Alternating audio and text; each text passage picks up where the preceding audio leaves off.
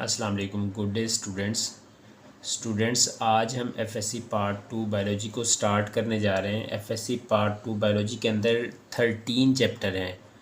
इससे पहले आप 14 चैप्टर पार्ट 1 के अंदर आप लोगों ने पढ़ लिया हुआ है। उन 14 चैप्टर की ही आगे कंटिन्यूटी है। ये जो एफएससी पार्ट 2 का सिलेबस है ये थोड़ा लेंथी है लेकिन आसान है।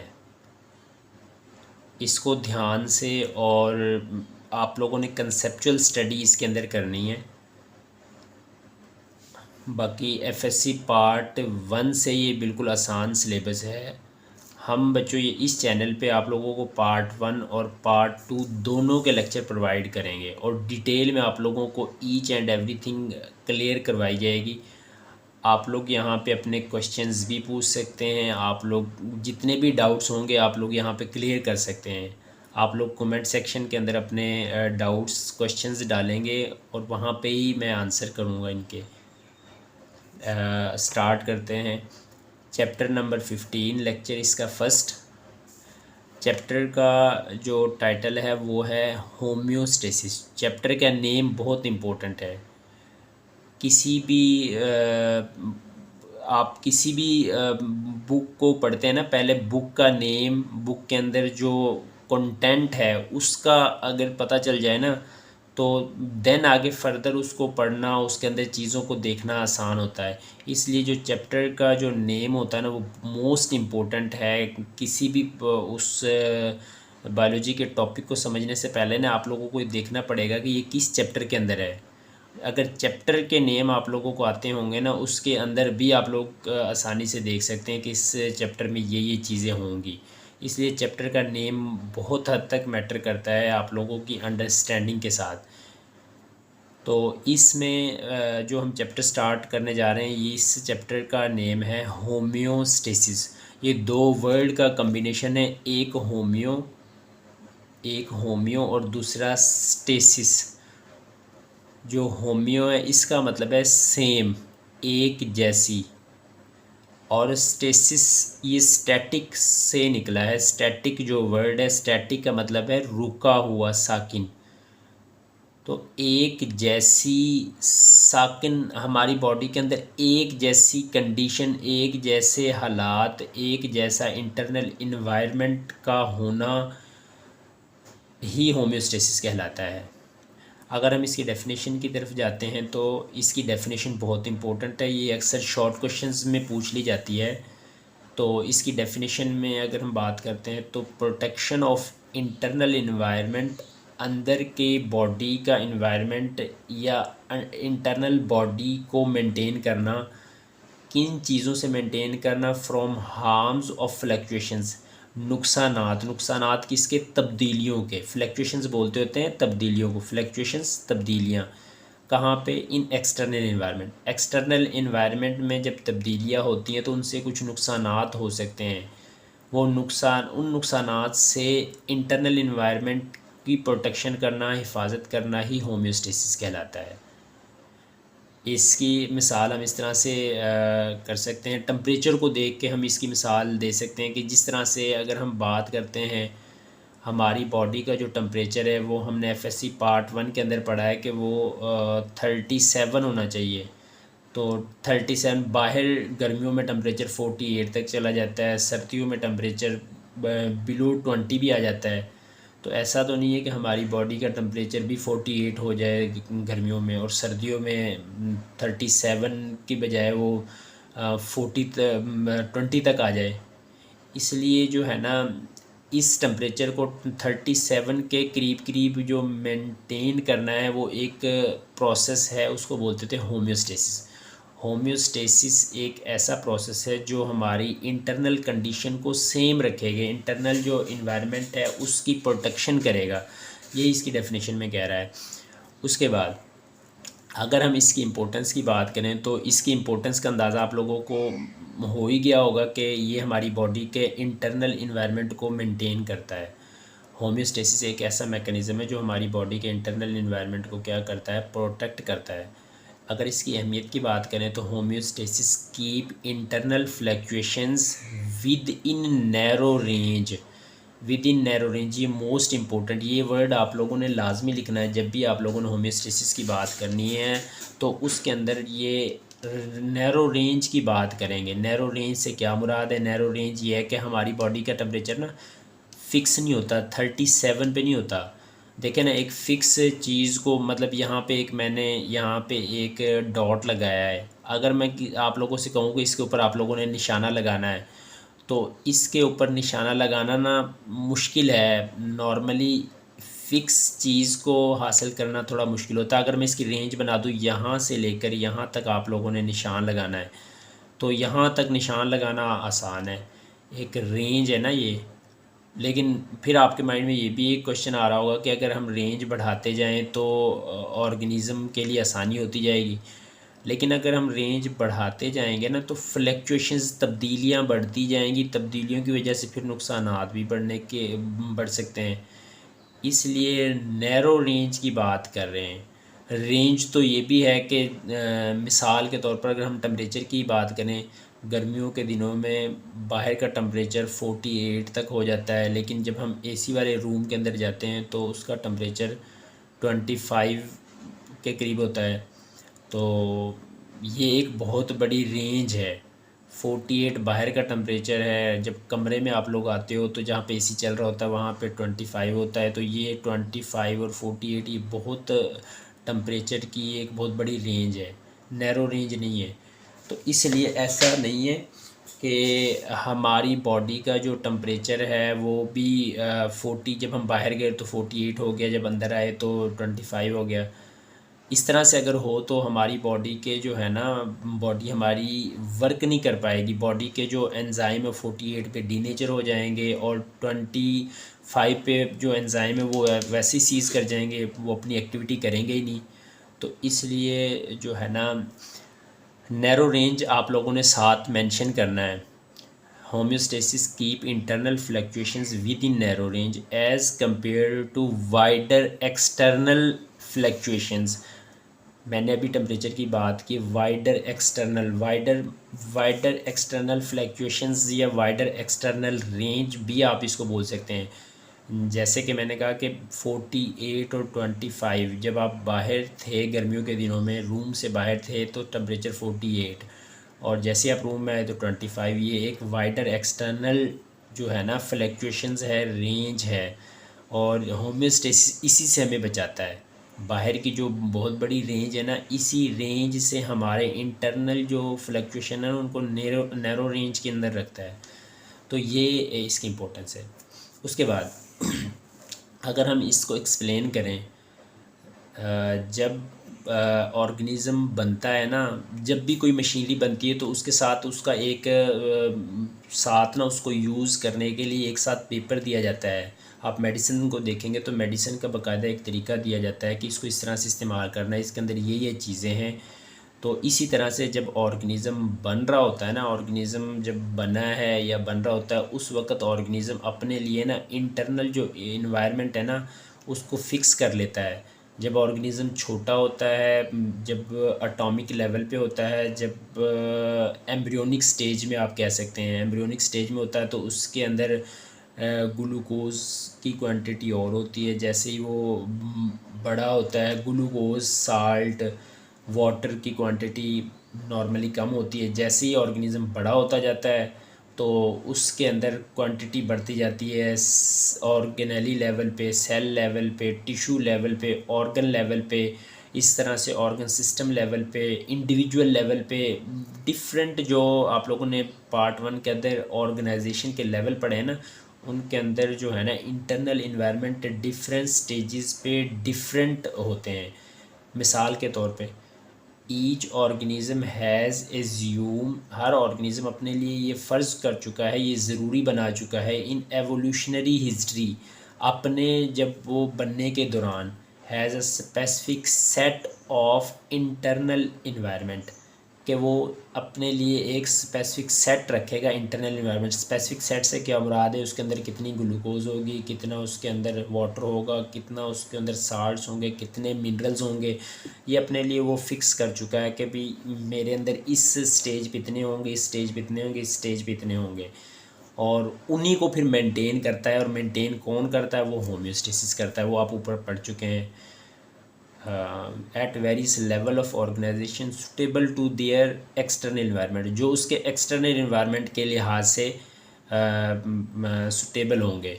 एक्सटर्नल इन्वायरमेंट के लिहाज से इंटरनल इन्वायरमेंट को ऑर्गेनिज्म अपने लिए क्या करता है, पहले से ही जैसी ऑर्गेनिज्म बनता है अपने लिए वो पहले से ही तयन कर चुका होता है।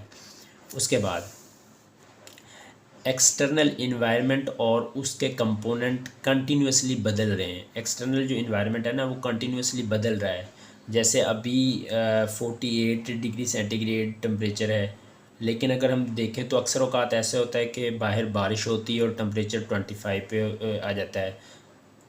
एक्सटर्नल इन्वायरमेंट मुसलसल बदलता है, ठीक है ना, ये कभी भी बदल सकता है। और इसके कंपोनेंट्स भी बदल रहे होते हैं। इसके अंदर कभी गर्मी हो जाती है, कभी सर्दी हो जाती है, कभी इसके अंदर हम अगर हम देखें तो वाटर की क्वांटिटी कभी बढ़ जाती है, कभी कम हो जाती है। गर्म इलाकों में देखें या सर्द इलाकों में देखें तो इस तरह से ये है। एक्सटर्नल इन्वायरमेंट और उसके कंपोनेंट कंटिन्यूसली चेंज हो रहे हैं, बट ऑर्गेनिज्म रेजिस्ट। लेकिन इस तरह से नहीं है कि अगर बाहर 48 था, बारिश होने के बाद 25 हो गया तो ऑर्गेनिज्म के अंदर भी 25 हो गया।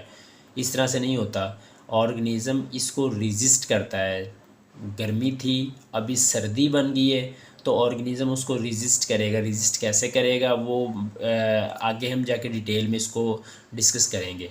But organism resist and manage these changes by making adjustment, और इन चेंजेस को क्या करेगा, मैनेज करेगा। जैसे मिसाल के तौर पे गर्मियों में हम बाहर का टेम्परेचर ज़्यादा होता है तो ऑर्गेनिज्म क्या करता है, उस टेम्परेचर को मैनेज करता है, अपना कूलिंग सिस्टम ऑन करता है और उस तरह के कपड़े वो अपने लिए कर लेता है। और ज़्यादा वो पानी पीता है, ज़्यादा पंखे के नीचे बैठता है, ज़्यादा ठंडी जगहों पे बैठना पसंद करता है, क्योंकि उसने क्या करना है, मैनेज करना है चेंजेस को जो बाहर के एनवायरनमेंट में आई हैं। और ये कुछ एडजस्टमेंट करके करेगा, अपनी बॉडी के अंदर कोई ना कोई एडजस्टमेंट करेगा अपनी एक्सटर्नल अपनी बॉडी के साथ कोई ना कोई। जिस तरह मैंने कपड़ों की बात की है, सर्दियों में कपड़े मोटे होते हैं, गर्मियों में कपड़े उस तरह के पहन लेता है कि हवा इजीली क्रॉस हो जाए। तो ये एक्सटर्नल इन्वायरमेंट और उसके कंपोनेंट को रेजिस्ट किस तरह से करता है ऑर्गेनिज्म। उसके बाद to keep its own internal fluctuations within narrow range, और अपना जो इंटरनल फ्लक्चुएशंस है ना, इंटरनल जो तब्दीलियाँ, उनको नैरो रेंज के अंदर रखता है।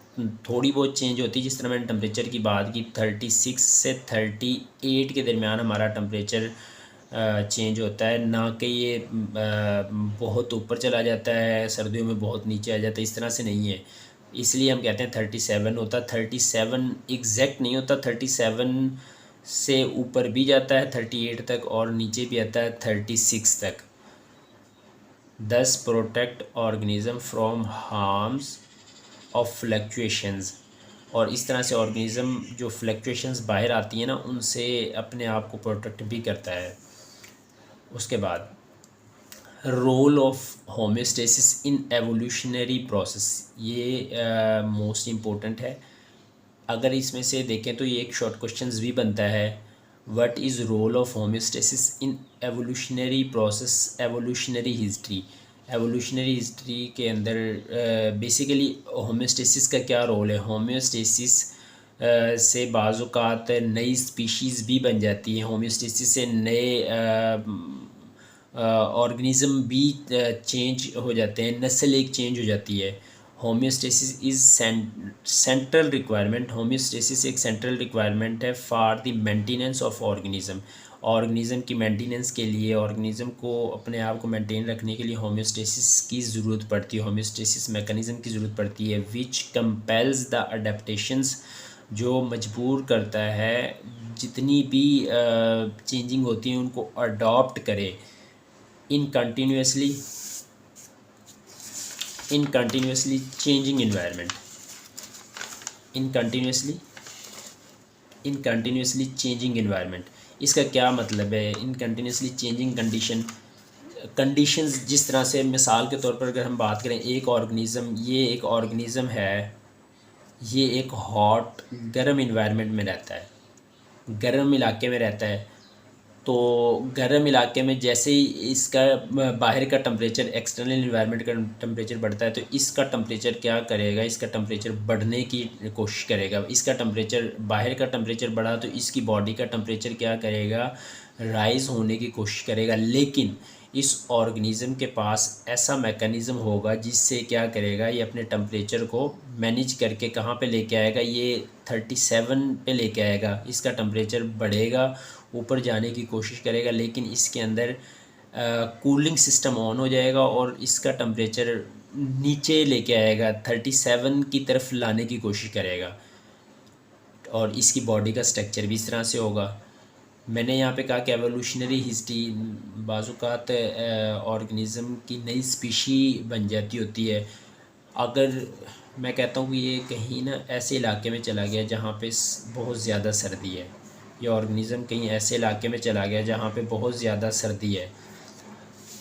अब क्या होगा कि जैसे ही सर्दी वहाँ पे होगी, वहाँ पे टेम्परेचर बहुत कम होगा, तो इसकी बॉडी का टेम्परेचर भी क्या होगा? 37 से नीचे आना शुरू हो जाएगा। जैसे इसकी बॉडी का 37 से नीचे टेम्परेचर आएगा, इसके पास तो क्या था? इसके पास था कूलिंग सिस्टम, और इसका कूलिंग सिस्टम तो ऑन नहीं होगा, कूलिंग सिस्टम तो यहाँ पे वर्क नहीं करेगा। यहाँ पे इसके पास क्या होना चाहिए? Heating system. तो हीटिंग सिस्टम, अब इसके पास हीटिंग सिस्टम तब होगा कि ये अपने अंदर कुछ एडजस्टमेंट करे, अपनी बॉडी के अंदर कुछ एडजस्टमेंट करे और हीटिंग सिस्टम अपने लिए पैदा करे। तो ये क्या करेगा? ये अपनी टेम्परेचर को अप करने के लिए अपनी बॉडी के अंदर इस तरह की, इसकी हो सकता है इसके ऊपर फैदर ग्रो कर जाए। ये कि अगर हम लेट्स सपोज एक स्पैरो की बात करते हैं, ये एक स्पैरो है, तो ये हो सकता है यहाँ पे इसके फैदर्स कम हो या ना हो, और स्किन इसकी बिल्कुल आप कह सकते हैं थिन हो। यहाँ पे हो सकता है ये अपनी स्किन क्या करे? स्किन को भी हो सकता है थिक करे और उसके ऊपर फैदर ग्रो करे।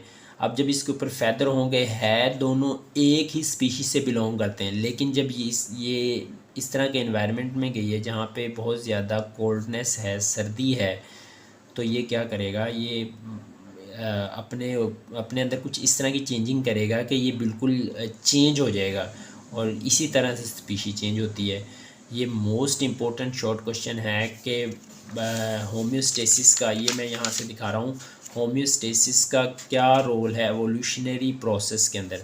तो आप लोगों ने बताना है कि होम्योस्टेसिस एक सेंट्रल रिक्वायरमेंट है किसी भी ऑर्गेनिज़म के लिए, और ये क्या करती है? ये मजबूर करती है कि तब्दीलियों को अडॉप्ट करे, तब्दीलियों को ऑर्गेनिज़म के अंदर जैसी बाहर तब्दीली हो तो ऑर्गेनिज़म के अंदर उस तब्दीली की वजह से इस तरह का मैकेनिज़्म अडॉप्ट हो जिसकी वजह से वो ऑर्गेनिज़म वहाँ पर रहने के काबिल हो जाए। जिस तरह मैंने ये मिसाल दी है, कंटिन्यूसली चेंजिंग कंडीशन दस कंट्रीब्यूट टू एवोल्यूशनरी प्रोसेस। इस तरह से होम्योस्टेसिस क्या करता है? एवोल्यूशनरी प्रोसेस के अंदर कंट्रीब्यूट करता है।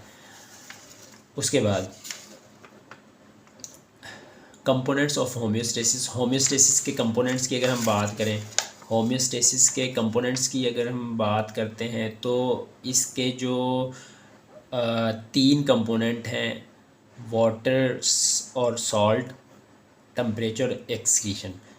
अगर हम बात करते हैं ना, most susceptible component of organism that changes with fluctuation in external environment are, जो सबसे हसास कंपोनेंट हैं ऑर्गेनिज़म के, जो ऑर्गेनिज़म के अंदर जो बदल जाते हैं बाहर जैसे इन्वायरमेंट बदलता है, तो जो बदलने, जिस तरह एक्वेटिक इन्वायरमेंट है उसके अंदर पानी अगर कम होगा तो अंदर का जो एक्वेटिक जो ऑर्गेनिज़म होंगे उनके अंदर तब्दीली आएगी। जिस तरह से अगर हम बात करें रेगिस्तानी इलाके में जहाँ पे पानी कम होता है, तो जैसे ही वहाँ पे पानी कम होगा या पानी ज़्यादा होगा तो वहाँ अंदर भी तब्दीली आएगी। ठीक है ना? अगर हम खुशक इलाकों की बात करें, हम अपने इलाके की बात करें, तो अगर बाहर का टेम्परेचर ज़्यादा होगा तो अंदर हमारे बॉडी के अंदर भी चेंजिंग आना स्टार्ट होंगी। उन चेंजिंग को ही मेंटेन करना है। होम्योस्टेसिस के कंपोनेंट जो है ना ये होम्योस्टेसिस के कंपोनेंट्स में आता है कि ये बेसिकली होम्योस्टेसिस एक मैकेनिज़्म है। इसके आगे टाइप्स हैं। अगर सबसे पहला हम देखें तो वाटर और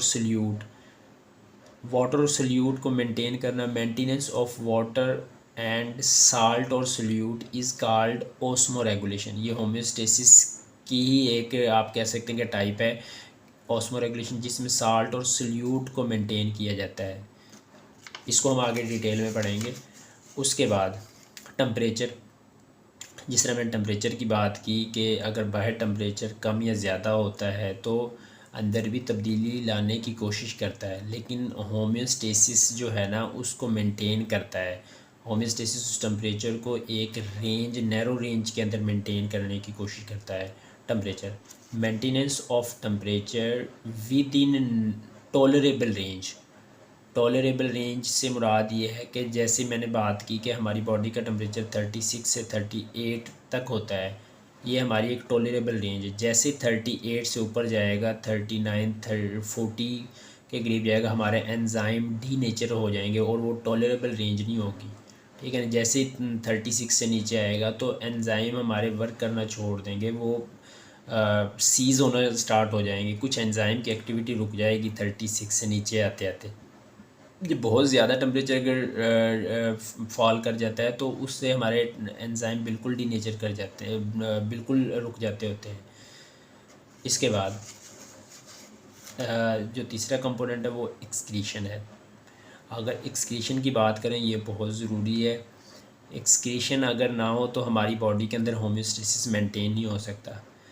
इसलिए एक्सक्रीशन एक ऐसा मैकेनिज़्म है जिसमें एलिमिनेट किए जाते हैं हार्मफुल मटेरियल को, और ख़ास तौर पे हार्मफुल मटेरियल में आ जाते हैं particularly nitrogenous waste. Nitrogenous waste में अमोनिया, यूरिया, यूरिक एसिड, ये बेसिकली ना अवेलेबिलिटी ऑफ वाटर के ऊपर डिपेंड करता है कि किन ऑर्गेनिज़म में इनमें से कौन सा नाइट्रोजीनियस वेस्ट प्रोड्यूस होता है।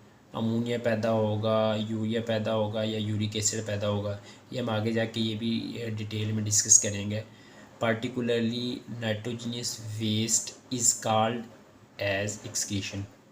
organism also have organism also have adopted, organism के अंदर ये चीज़ें ना अडॉप्ट होगी हुई हैं to eliminate harmful waste. Harmful waste को वो वेस्ट को अपनी बॉडी से निकाले, किसकी बुनियाद पर? वाटर की मौजूदगी, वाटर की अवेलेबिलिटी। जिस तरह इक्वेटिक इन्वायरमेंट में रहने वाले जो ऑर्गेनिज़म हैं उनको अपनी बॉडी से नाइट्रोजनस वेस्ट को या हार्मफुल मटेरियल को निकालने के लिए ज़्यादा पानी की ज़रूरत है। जिस तरह जो मैदानी इलाकों में उनको मॉडरेट वाटर की ज़रूरत है अपनी बॉडी से नाइट्रोजनस वेस्ट या हार्मफुल वेस्ट को निकालने के लिए। और जो बिल्कुल ड्राई, जिस तरह परिंदों की बात करें तो उनके पास पानी कम होता है और वो अपनी बॉडी से जो यूरिक एसिड है या दूसरे नाइट्रोजनस वेस्ट हैं उनको निकालने के लिए पानी की रिक्वायरमेंट उनकी कम होती है, क्योंकि उनको पानी कम अवेल होता है और उनको रिक्वायरमेंट भी कम होती है। ये स्टूडेंट्स आज का हमारा पहला लेक्चर था होम्योस्टेसिस। अगर आप लोगों को ये लेक्चर पसंद आए, आप लोगों को ये लेक्चर ठीक लगता है कि आप लोगों को समझ आई है, तो इसको आप लोगों ने काइंडली आगे भी अपने दोस्तों के साथ शेयर करना है। आप लोगों ने चैनल को सब्सक्राइब करना है और बेल आइकन को आप लोगों ने प्रेस करना है ताकि हम फर्दर लेक्चर रिकॉर्ड कर सकें और आप लोगों के पास टाइमली इसकी अपडेट्स मिल सकें। तो इसमें से अगर हम बात करें ना, जो मोस्ट इम्पोर्टेंट जो शॉर्ट क्वेश्चंस बोर्ड में आ सकते हैं, एक तो ये इसकी डेफिनेशन है होम्योस्टेसिस की। What is homeostasis? आप लोगों ने डेफिनेशन के साथ साथ उसकी इम्पोर्टेंस भी बयान कर देनी है। ठीक है ना। शॉर्ट क्वेश्चन में डेफिनेशन के साथ इम्पोर्टेंस को बयान कर देना है, तो ये आप लोगों को 2 नंबर इससे मिल सकते हैं। और दूसरा इसमें से जो इम्पोर्टेंट है वो है जो अक्सर एमडी कैट में भी पूछा जा सकता है कि होम्योस्टेसिस का क्या रोल है एवोल्यूशनरी प्रोसेस के अंदर। तो आप लोगों ने बताना है होम्योस्टेसिस का रोल क्या है। होम्योस्टेसिस से एक नई स्पीशी भी वजूद में आ सकती है, जिस तरह मैंने यहाँ पे हॉट इन्वायरमेंट और कोल्ड इन्वायरमेंट के अंदर बताया है। ये बच्चों हमारा आज का लेक्चर है। इसके बाद हम सेकंड लेक्चर रिकॉर्ड करेंगे। ओके बच्चों, अल्लाह हाफिज़।